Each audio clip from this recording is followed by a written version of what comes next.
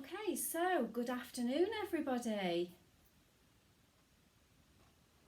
Brilliant, well done, really good. Okay, so I'm hoping that you walked into whichever room you're in with your hands behind your back and that you sat down smartly and you crossed your arms and that every single one of you is looking and listening and doing the right thing exactly as you would do if you were at school in assembly. Okay, so things are a little bit different at the moment, aren't they? It feels a little bit strange. And you know what? It's okay to be a little bit nervous, a little bit anxious about how things are at the moment. I think we're all feeling a little bit like that. The thing is, it is going to be okay. It might take us a little bit of time, but it is going to be okay. There are some things that we can do to help one another that are going to make sure really that being okay happens in the way that we want it to. Okay? So, I already really miss you. I miss you and your families a lot. Okay? But there are ways for us to stay connected. You're always going to be in my thoughts, and I know that each and every one of us are still part of this amazing thing that is Hollingwood, even though we might be in separate parts of the village or the town. Okay, we're still connected and we're still together, and don't doubt for a second what we feel for you and your families. It's still exactly the same. So our assemblies are going to take this strange online format. Okay, I'm going to send you a video every day that I can. If I miss the odd day, it isn't because I'm not thinking of you or I don't care.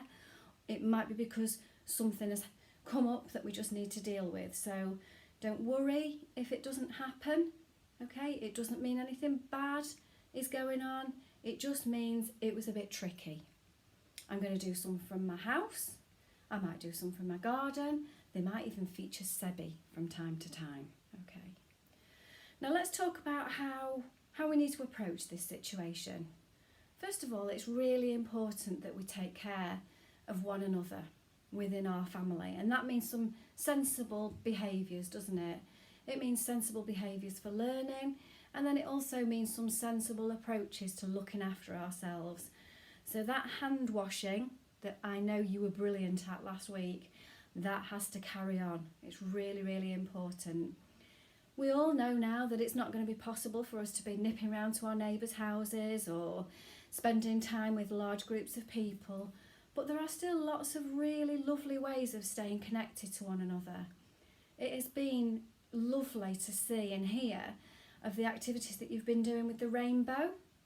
If you've made a rainbow and you've put it in your window, wonderful. As I drove into school this morning and I saw some of those in windows, and as I looked at Twitter and I saw further posts of them, it was a moment where I just felt really positive and happy, and it definitely made me smile. So if you do get a chance to paint a rainbow or create a collage that is a rainbow and put it in your front window that says to the rest of the world that it is going to be okay, that would be a lovely thing for you to do. Okay, so I know, being the good children that you are, that you will have been doing the right thing when you're at home. You'll have been good, you'll have been listening, you'll have been doing all the things that your parents have asked you to do. You'll have remembered to wish your mum or the special lady in your life a very happy Mother's Day, because she means so much to you. I know that you will have all done your bit. You might not have been able to do all of the same things that you were planning to do, but I'm sure that you will have made sure that special lady knows how much she means to you. Now I want to give you a bit of a top tip, okay? Things are a bit unusual at home. Routines might be different. The way that you do, the order that you do things might be a bit different at the moment, okay? But that's okay. At some point, when you've had a couple of pyjama days or onesie days or whatever, you're going to be thinking about how you're going to get into this home learning routine. And that home learning routine, as we move forward in this situation, is going to be important. It will make you feel well and happy to set aside certain times in your day to do certain things. Now, one person's routine might be completely different to another. Some people might get up at the same time that they would have done if they were going to school. They might go and have a wash and a shower and get dressed and so on and get ready, stuck into learning at that time. But don't panic if your routine doesn't look like a normal school day, because your parents are either out doing really important work at the moment, or you're staying with a relative and it might not be possible for you to stick to the school routine. It's absolutely fine. The learning that we put on Seesaw and Tapestry will be there for you, and it can wait until you're ready. Okay, I don't want you to panic if you're not into the groove with that yet. It's early days. Chill out a little bit and just enjoy being around your family. Unless, of course, your parent or your carer is saying, come on, knuckle down, it's time to sit down and get on with it. If they're saying that, then imagine me standing behind them as well, saying exactly the same thing. I need you to work really well with your parents, okay? They are dealing with all sorts of difficult and challenging things at the moment, and it's very important that you don't add to some of the things that they might be thinking about. So you've got lots of things to keep you busy. You can crack on with those, and the more sensible, mature, grown up you are, the more likely you are to be able to help your parents. The 3 R's counts as much at home as it does at school, and we know this. You don't need me to tell you that. It matters everywhere. And I cannot wait to hear the amazing stories that your parents are going to share with me about your acts of resilience and responsibility, the respect that you've shown for others in the community. And I know you're doing this already. I know it. Okay? So this is where we're at the moment. Okay? It's different, it's difficult, but we're still connected. And staying connected is so important. We are in different parts of the local area. We might be in Hollingwood or Brimington or Staveley. I know that you live, some of you, a little way away from the school, but you know what? We're still together. We're still part of this amazing thing. And you are still very definitely in our hearts and our thoughts, and you will be for however long this situation continues. I'm going to share a video with you every day where I can, okay? If it's not there, it's not because there's a problem. It might be because something else needs attention, okay? But my aim is to share a video with you every day that is our assembly. And our assemblies are all about reflection, they're about thinking, they're about learning, they're about improving ourselves. And today I want to think about a story that is in fact a fable that will help us in our approach to our home learning. Some of you might be thinking that the aim of the game is to get through that work as fast as possible. Some of you might be panicking that the work hasn't been started yet and that everybody else is racing ahead of you, and you're worried in case you're going to get left behind. I'm going to tell you a story that's going to help you with that, because I think that this race that we're in with this home learning isn't so much of a race actually. It's certainly not the 100-metre sprint, okay? If it is a race, it probably feels a little bit more like a marathon. Okay, it's going to take a little bit of time to get to the finish line. So, to help us with this thought, I'm going to introduce you to 2 characters. The first is this young man here. This, look, is a hare. And you can tell just by looking at this picture that a hare is a creature very much like a rabbit. And when we think of rabbits, we think of sprightly, enthusiastic, jittery little creatures. Pets. Some of you will have a rabbit at home. Now a hare is a little bit like a rabbit, except it's bigger. And the thing about a hare that is unique and different about it to a rabbit is that it's got really long legs, long ears, brilliant for listening, and those muscular legs are brilliant for sprinting. So when we're thinking about this theme of a race, we know that the hare is going to be pretty strong in that field. If there was an Olympics for animals, the hare, we're pretty sure, will be doing a fantastic job. Okay. Alongside the hare, we have this creature here that you will have come across before. This is a tortoise. And a tortoise, as we know, is very slow, very deliberate, and walks around with his house on his back.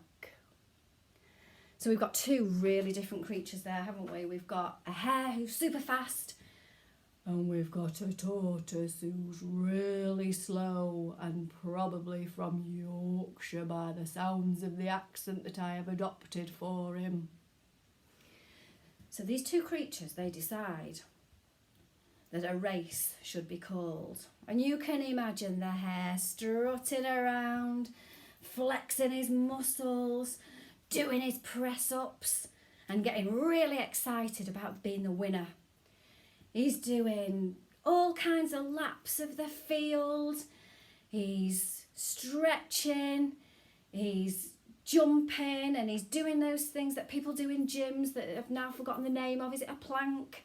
And he's practicing anything and everything that is going to give him the edge, because he is very, very competitive. Just like some of you, in fact.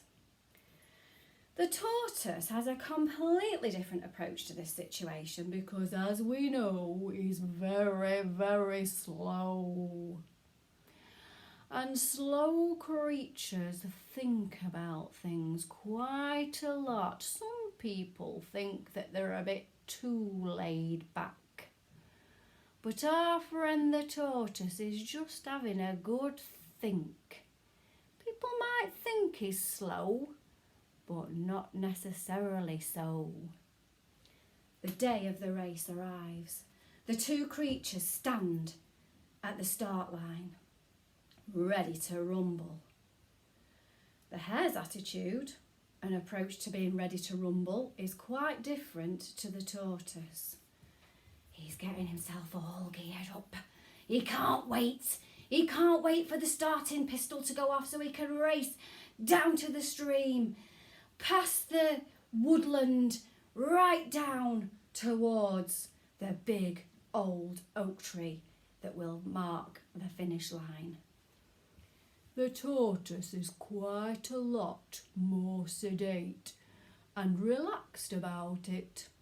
He's looking forward to having a lovely day in the sunshine, ambling from the start line right down to the finish.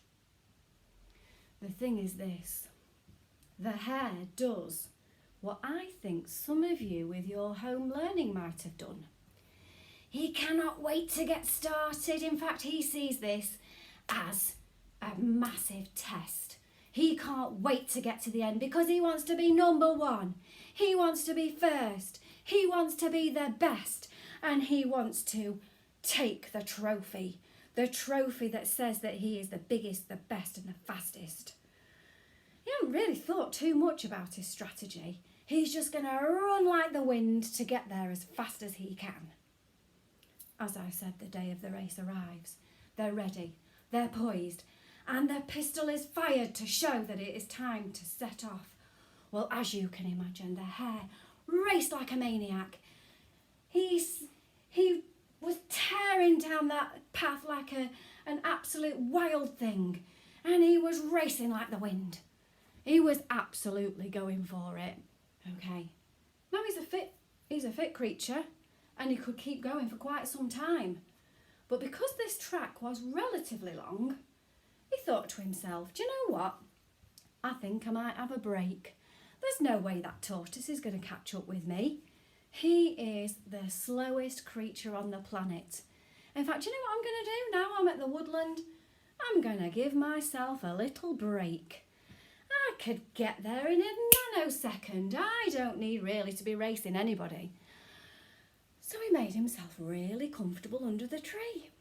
He laid down and he had a little nap. Oh, it was a lovely afternoon. The sun was shining, the birds were singing. In fact, it was a day a bit like today. He was loving life. He was loving life so much that he drifted off into the longest, the most serene and beautiful sleep. The kind of sleep that people like me and your parents are craving at this moment in time. Now the tortoise, who has barely set off from the start line, is just soaking up the scenery. He's enjoying every little bit of this glorious sunshine and the clouds in the sky and the sun and the gentle breeze and the smell of the spring flowers. And he just plods slowly and deliberately, really slowly, along the path. He's going for quite some time. In fact, an hour into the journey, a full hour, that's like the whole of dinner time, and he reaches the point where the hare is fast asleep. When he gets there, the hare is in such a deep and luxurious sleep that he's snoring, making all sorts of noise. Dreadful, how ill-mannered. And the tortoise continues on his journey. And he has a little smirk. That's when you do this.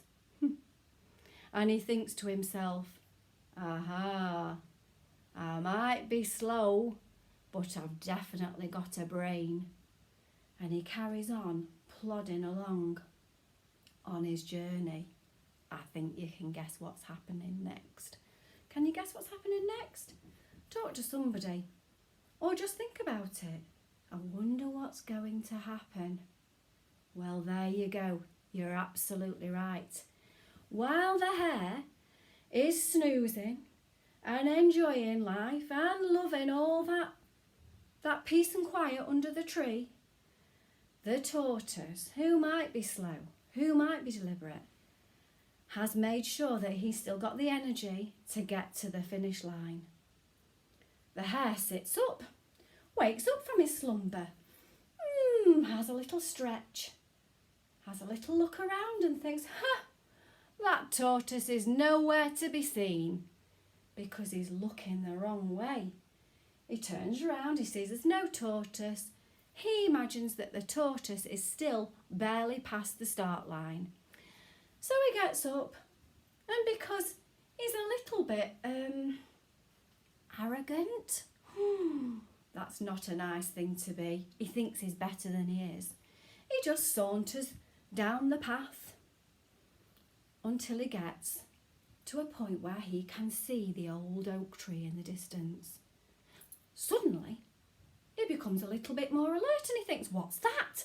What's that lump on the path just next to the oak tree? And he realises that it's the tortoise. How could the tortoise have beaten him? This is absolutely unheard of. It's unthinkable. He's so frustrated he can't believe that he has allowed himself to have a little nap and then discover that the tortoise, with his brain and his wily ways and all his cleverness, to beat him and reach the finish line. But you see, the hare had something to learn from the tortoise. He had something to learn that I think that you need to remember too with your home learning. You see, the thing is, it isn't about being the fastest. It isn't about being the brashest or the most showy-offy. It is about being sensible, okay? And with a story like this, there's a line, there's a moral, there's an idea that will help us with this home learning, which is this. You see, the thing is, slow and steady wins the race. Lots of adults say that, and you might not necessarily know what they mean. What I mean by this is, don't rush through it all. Don't try to get it finished really, really quickly. Try to get it done really, really well. And the other thing to remember is that actually at this time, the most important thing for us is to be well. It's for us to be healthy. It's for us to be happy. Okay?